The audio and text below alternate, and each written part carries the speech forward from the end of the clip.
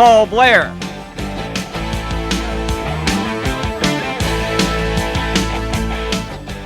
Hello everyone, thanks for joining us and welcome to the Bob Simmons Show. Well, week 2 of the 1997 football season found the Cowboys on the road once again, this time to the dreaded swamp of Southwest Louisiana. But the Cajuns weren't raging as the Oklahoma State Cowboys rolled to a 31-7 victory. And with us, of course, each and every week, the head coach of Oklahoma State football, Bob Simmons. And Coach, 2 road games, 2 road victories, not a bad start. You're right, Paul. That was one of our goals, is really to got to go on the road and win 2 games. And we did that at Iowa State, and it went down to the raging Cajun country, and our kids came away with the victory. A lot of talk going into the game about the humidity, depth being a factor. One of our strengths is a 1-2 punch at tailback. But Nathan was injured, wasn't able to play. Quite a challenge to the freshman Jamal Fobbs. Well, it was a challenge for him, and really I thought Jamal did an excellent job of really stepping up and having to play all night. That shows what kind of shape that he was in. But for him, it was homecoming, and he really wanted to show his relatives and the fans exactly what he was made of. Well, he showed a lot of people what he was made of. Let's get to those highlights, and we did have a lot of them. Heat and humidity, thunderstorms coming out prior to the game as we see some of the swampland down in the beautiful Cajun country. Oh, Coach, I'm glad I live in Oklahoma, but nevertheless, Oklahoma State wins the toss. You guys elect to defer. I guess let the defense set the tone again. Well, we've been playing pretty good defense this season so far, and we really wanted to put the defense on the field and try to gain field position. And as you know, that our defense went out. I think they really had 7 turnovers. They came out and started running a little bit of option football, and most teams would do that if you're playing against man coverage. But our defense up front did a nice job of stopping the run and putting a lot of pressure on them. One thing we got to do better, Paul, is really tackle. I didn't think we really tackled that well, but we really forced the 3 and out. We forced them to punt. Their punter was very average, and we ended up gaining the type of field position we needed, which is at the 40-yard line. And then first play, we give it to Jamal. He comes out of the box running very, very strong on that first play. Little G play there, good lead block. How pleased were you with the performance of the offensive line? Well, I thought the offensive line, again, as I always say, has been one of our strengths of our offensive team. I thought that they controlled their defensive line from a blocking standpoint. I thought Chris, as you know, started the ball game and made some key throws, and here we're going to run an inside play to Jamal Fobbs, which really set up our first field goal attempt with Tim Sitness, and then he came in and knocked it right through the uprights. Well, Oklahoma State's opening possession, they moved 33 yards in 5 plays with a 43-yard field goal by Tim Sitness for a 3-0 lead. Now later on in the first period, we see Southwest Louisiana on the move. Well, you know, they came out and made some plays on it. That right there you see Ricky Thompson making a tackle on their tight end, but our defense bow up now and put a lot of pressure on their quarterback and come up with a big sack. I think we had about 4 or 5 sacks, and then they run a draw play, and our theme is that we swarm to the ball, and when you do that, you can cause turnover, and as you see right now, the ball comes out, we jump on it, give our offense the ball again, we go right back down the field. Jamal makes a real nice cut and really gains probably around 50 yards on this.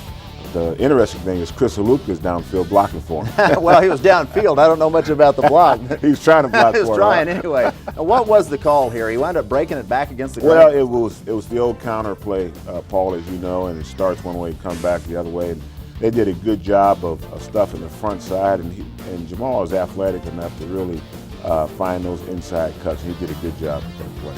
Well, a great night rushing by the freshman, and here we see him taking it around the right side for 7 yards, putting the ball inside the 10-yard line. Well, I tell you, up front, our offensive line did a nice job of coming off the ball. We give the ball to our fullback here inside, and he pushes it down to 3, and then we give it back to Fobbs. Makes a good decision. He starts inside, that's blocked up, he gets back outside for 6 points. Now, was that play actually designed to go inside, and he just bounced it out? Well, it's really designed to go where the crease is. We call it an outside play, but sometimes if the defense does stretch, we'll take it inside, but it was clogged up, and Jamal really found a great seam outside. Then we get back on defense here. Our defense is really causing a lot of havoc at this point in time. Great play by Alton Weaver. Penetration coming up the middle. He almost took the handoff from the quarterback. He actually caused the fumble and actually recovered the fumble at the same time. And that's a great defense. He's a new face. He came in with, where did he come from? He's from Kemper. He came in with Jamal Williams. Big defensive end, is really playing well for us. Now here we see Tony Lindsay, his first presence in the ball game, throws a nice strike to Willie Grissom. Nice strike to Willie. Tony came in and played good, and that was a nice catch by Willie. But we go back to our ground game was really what helped us in this ball game. And Jamal is running hard, is running smart, takes that ball down to the 1 yard line, and then we run an option play with Tony. And I think at this point we're up about 16 or 17 to nothing. Little option keeper here. The freshman Tony Lindsay finds a nice seam, takes it up inside for the touchdown. Very good block by our fullback Brian Akins, which allows Tony Lindsay to get in the end zone. Now Akins, that's a good. So you've got a lot of meat there at the fullback position. Got a lot of meat, about 240, and really sometimes I think the other guy is got a lot of meat. He's 265. We're going to try to trim him down. Need to warn him. He might find himself in the offensive line for some. This is a nice play by RW. They started screening to the tight end to take some of that pressure off, and we get a good play from our defensive backs. Kevin Williams is playing exceptionally well. They had one of the better receivers in the country here, and Kevin makes a play on him. I think that's Courtney Mallory. Pressure from the outside, and he does a good job of, who is that? That's tipped by Maurice Simpson. Maurice Simpson. And then Courtney Mallory does a good job of waiting for the ball to come down to catch. And he did a smart thing. He got right to the ground. The lineman has no business holding on to the football, so he got right down to the ground. He didn't want to show his skills running. So. And how we see the offense back on the field late in the first half. Nice run here. Keeps his balance. Coach Levine always talks about putting your hand down, and you see Jamal Fobbs coming through. As he goes down, he puts that hand down, catches his balance, and gains about 10 more yards. So nice balance, nice run there. And here we see a hookup that we want to see a lot more of this year. Halupka to Alonzo Mays for the score. That's a nice route by Alonzo, and it's a good touch pass, the 7 route that we call, and Chris throws it and looks the safety off and puts a nice touch on the ball. Perfect throw, perfect catch. Oklahoma State took over with 1 minute left in the first half. They wound up driving 36 yards in 5 plays. Here, just before halftime, a Hail Mary, and Evan Howe comes up with the interception. Well, and that's good for Evan. He's also from that part of the country, and he wanted to get in as he's our nickel back, and there's a fight between him and RW for the ball, but luckily enough, our guy came down with it. Well, 23-0's the halftime score. And Coach, what were your feelings there at halftime? Well, I thought that we were in good shape. I thought that we were playing well, but not as well as we could play. Our tackling was something that we talked about, and our assignment was something that we talked about. And when you go in at halftime, you really try to make those adjustments, and you tell your team it's 0-0. You want to come back out and try to play some flawless football. Well, we'll be back to take a look at the second half after this timeout.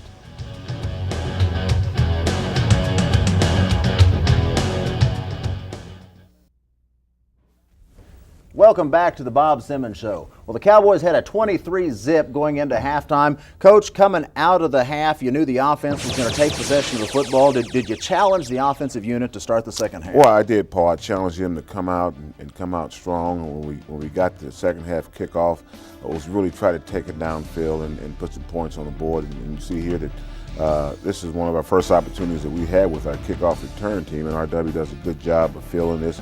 And great, we've been having good field position all night for our drives, and we start here, I think, at about the 45-yard line. That's good position, makes it a short field. And that's a good problem to have. Not a lot of practice at the kickoff return, but here we see Jamal Fobbs on the first down carry, which sets up this remarkable run here. Good. This play that we've been running all night had good success at. He does a good job of really staying low, keeping his feet here. I thought he'd score here, but that's a good job. That's a 57-yard gain.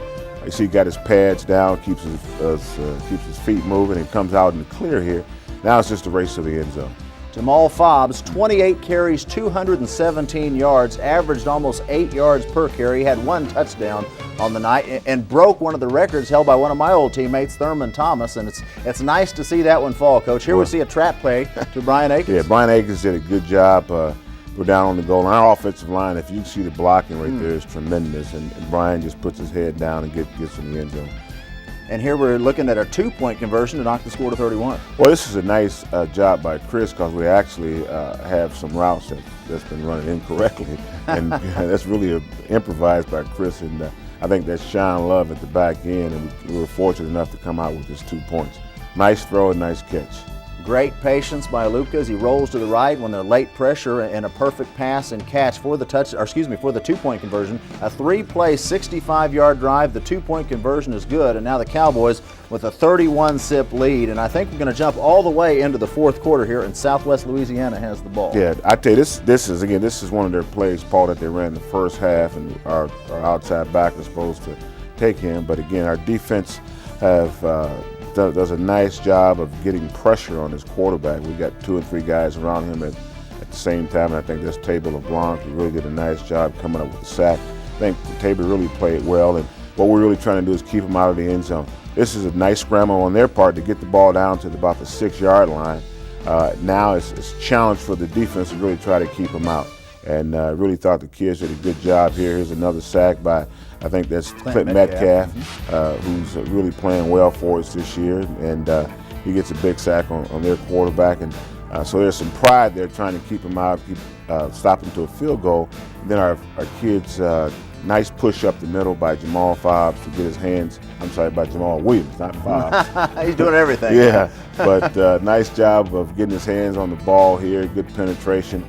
And we really kept them off the scoreboard. And I believe that was Zach Warner, the redshirt freshman from Putnam City West, getting the block there. But you're right, great surge up the middle. Now it's up to the offense to try to burn some clock. Well, and that's exactly what they do. Again, we've been running the counter play all night, and we go back to the big fullback, Kevin Brown, who makes a nice cut inside. He's a load to tackle at 265. He's got to trim him down some a little bit. And here we see Jamal Fobbs once again, one of his 28 carries, and still good hard running late in the ball game. Good hard running by Jamal. You know, he's a little bit fatigued, but again, he's playing in front of the home folks, so he's really trying to show them what he's made of. That's a nice solid run of lowering his pads and getting positive yardage. Here's Joe Fears. Joe Fears came in and actually did a pretty good job making good decisions and throwing the ball. Well, even though they didn't score in that final possession, they came out there led by Joe Fears, the third man on the quarterback depth chart, and ran 7.5 minutes off the clock and really killed any slight chance that USL might have had. Coach, I know going into the ball game there was talk of the humidity and things of that nature, the heat down in Southwest Louisiana. Obviously a testimony to the great off-season program and the new strength and conditioning coach. These guys played strong in the fourth quarter. Well, I think so. You know, somebody said it was about 94 degrees humidity, but I thought that we had great substitution. I thought our kids didn't get tired in that ball game, and as you're right, I thought Dan Austin this past summer has done a nice job with the football team. Well, we'll be back with more on the Bob Simmons Show after this.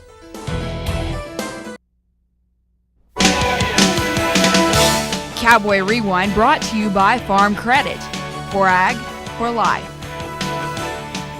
Welcome back to the Bob Simmons Show. This week we're going to introduce a new feature. It's called Cowboy Rewind. Tom Dorado is going to take you to behind the scenes and introduce you to some of the former Cowboy greats here. What are they doing these days in their life? Tonight we get to see Barry Hanna. First down to the 25-yard line. Over the middle, complete. The tight end Hanna again inside the 10-yard line, and Hanna tries to pull his way in and does for a touchdown. Great effort by Barry Hanna. Well, that catch and run will forever live in the memories of Oklahoma State football fans. It's hard to believe that play was made 13 years ago. And joining us on this edition of Cowboy Rewind is the man himself, Barry Hanna, who now calls Richardson, Texas home. And Barry, welcome to the show. I have to believe people still ask you about that dramatic touchdown. Hi, Tom. Yeah, every now and then I run into somebody and they'll tell me what they were doing the night of that play. We were talking earlier this week, and I was unsure just how much time was left, a little bit over a minute in the ball game. But you got a gift given to you that tells you exactly how much time was left when you scored. I got a pocket knife from Marlon Adler's mom. Marlon played quarterback at Missouri, and we grew up together. His mom gave me a pocket knife and had a minute and 4 seconds inscribed on it. And that's basically how I can remember how much time was left on, because I had no recollection from the game. You know, I can remember there were a lot of happy players, coaches, and fans that night who filed out of that sold-out Gator Bowl. The biggest fans that were there were my family. My mom and dad made the trip down. They actually, during my career, they only missed about 4 games out of the 4 years. I understand your dad still has tickets now, doesn't he? He still keeps them, and we still go to a few games. I wish I could make more of them. I'm a little busy with Little League soccer and such going on down here, but when we can. We like to get up. The kids like to go to the games, and they like the atmosphere on Saturday morning before the game. What have you been doing since you left Stillwater? I have not been doing much. I lead the most boring life you can imagine. All right, now tell the truth. That's so much the truth. I have 2 kids. I live in the suburbs. I have a minivan. It's got a little OSU alumni sticker on the back window. I've got a dog. I'm just plain ordinary, middle of the road America. Of course, you have a job, do you not? I do have a job. I've been working for State Farm for 10 years in claims. Just had my 10-year anniversary this summer. Well, we'll look forward to seeing you this fall up here in Stillwater. Thanks for the visit. Great to hear from you again, Barry. My pleasure. That's Barry Hanna. And Paul, what a great moment. It was a very memorable moment, Tom. Barry, of course, one of my classmates coming in that wonderfully talked about recruiting class of 1981. You know, South Carolina and Oklahoma State both were top 10 teams going into that Gator Bowl. We thought we'd be playing them in the Orange Bowl, but we both lost late in the season. We had dominated the first half, had a 13-0 lead. South Carolina came back and edged us 14-13 when we made that 90-yard last-minute drive, and truly a great memory for me and all Oklahoma State fans. Well, we'll be back to take a look at Fresno State after this timeout.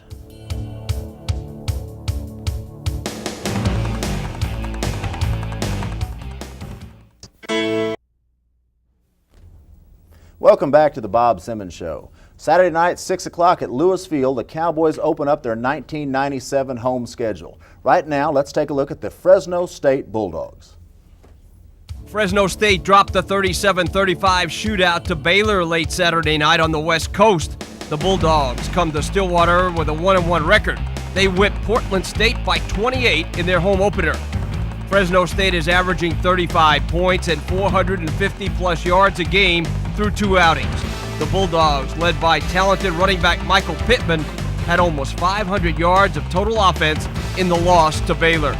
This will be the first meeting ever between OSU and Fresno State on the gridiron. Kickoff time for the home opener is set for 6 p.m. Saturday night at Lewis Field. You know, Paul, Fresno State's, as I look at their roster, has got a lot of seniors and juniors on their football team. Last week, they lost to a good Baylor team, but they moved the ball up and down. They were balanced in their attack. They're going to have a running back coming in by the name of Michael Pittman, who over last year ran for over 1,100 yards and 12 TDs, and so we're going to have our hands full this week. Well, WAC conference teams are typically noted for explosive offensive football teams. Kind of unusual, though. They seem to run a balanced attack, rushing the football and throwing the football. Well, you know, Pat Hill, their new coach, is from the old Cleveland Browns, the Ravens, and he'll know how to attack you on defense, and he's got a good offensive philosophy. Well, Coach, week 2 is in the books, so let's take a look at the Big 12 standings. And as we begin with the Southern Division, we see Oklahoma State still on top, 1-0 in conference, 2-0 on the season, and then a wad of teams at 0-1 and 1-0. Any surprises thus far? I know it's early. Well, it's real early, and you know, Texas played yesterday, and it was real slow, but came on strong when they played Rutgers, and that was a good Oklahoma win for them. They came back and beat a good Syracuse team. And let's take a look at the Southern Division. Of course, Kansas and Nebraska on top. No surprise there. Kansas with a maybe tighter than expected win over Texas Christian, 17-10. Nebraska with an off week. Colorado a come from behind win at Colorado State. That was a bit of a that was a tough game for them because it's an in-state game for Colorado, and those Colorado kids play hard against one another. Well, always happens, that in-state rivalry, a little added incentive. Coach, the status of the team right now. I know Nathan was out this week. How are we? Well, we had a couple guys go down yesterday with slight ankle injuries, but in talking to our trainer, David Camacho and Calvin Menifee, our both tackles got hurt, but we expect them back on Tuesday for practice, and we expect Nathan back next week also. Thank you, Coach. Special event this weekend, the Orange Peel, the second annual Orange Peel, a huge pep rally held at Lewis Field on Friday night. Jeff Foxworthy will be headlining the event, and you won't want to miss it. Call 405-744-7100 for ticket information. We want to thank you all for joining us again this week, and we look forward to seeing you next time on the Bob Simmons Show. Good night.